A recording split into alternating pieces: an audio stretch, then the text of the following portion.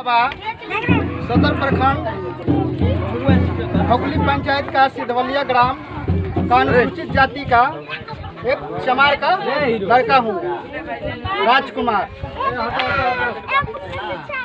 सबसे पहले मैं बाबा साहब भीमराव अंबेडकर के चरणों के नमन करते हुए बोधिसत्व महात्मा बुद्ध के चरणों को नमन करते हुए साथ ही इन्हीं के साथ विचारधारा महानायक बोधिसत्व कांसी राम जी के चरणों में को नमन करते हुए पूरे भारतवर्ष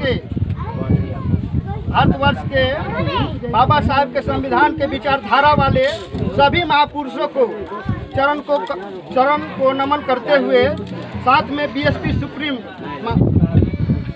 बहन मायावती जी के चरणों को नमन करते हुए हम बाबा साहब के 129वां जन्मदिन मना रहे हैं। सबसे पहले भारत रत्न बाबा साहब डॉक्टर भीमराव अंबेडकर के कुर्बानियां को याद दिलाना चाहता हूँ। बाबा साहब का जन्म 1891 में हुआ था। मध्य प्रदेश के महू ग्राम में जन्म हुआ। उनके माता का नाम भीमाबाई, पिता का नाम रामजी सतपाल और भाई बाला आनंद, बहन मीरा इत्यादि था। उनके पिता रामजी सतपाल अंग्रेजी हुकूमत सूबेदार फौज थे।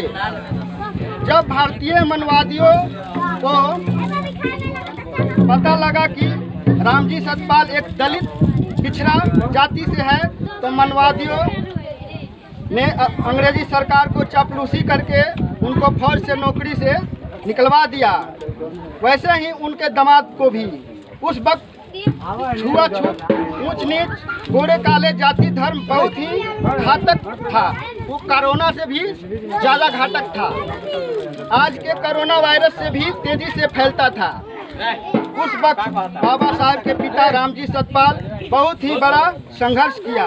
एक तो बेरोजगार थे, दूसरे में छुआछूत की भयंकर बीमारी। इस कारण वो गांव छोड़ने को मजबूर हो गए और अपने गांव छोड़ भी दिए और महाराष्ट्र के सतारा में अपने दोस्त के यहाँ शिफ्ट हो गए।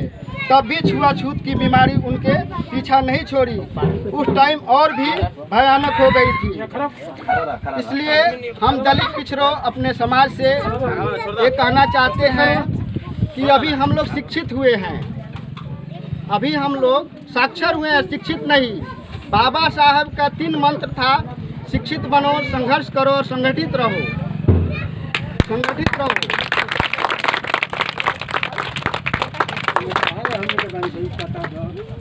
तो हमारे समाज मनवादियों के व्यवस्था में जकड़े हुए हैं।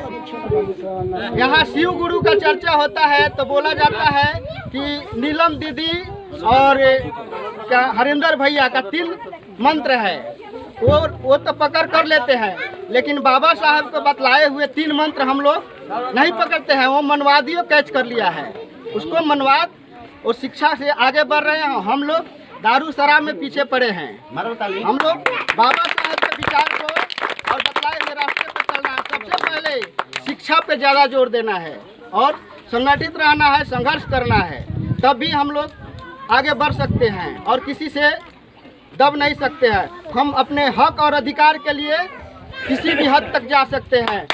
हमारे अंदर बाबा साहब के, जब बाबा साहब थे उनके हाथ में कुछ नहीं था, लेकिन आज बाबा साहब एक अनमोल रत्न दिए हैं जिनका नाम है संविधान। वो अकेले बिना संविधान के इतना कुछ कर दिए। हमारे कमर में झाड़ू, गले में मटकी, पाँव में घुंघरू, ये सब मनवाद की व्यवस्था थी, वो सब तोड़ दिए। तो हमारे हाथ में बाबा साहब के बनाए हुए संविधान है, उससे हम लोग अपने अधिकार और हक को पा सकते हैं, लेकिन हम लोग वो अधिकार नहीं ले पाते हैं। हमारे हक की रोटी दूसरे कोई खा रहा है।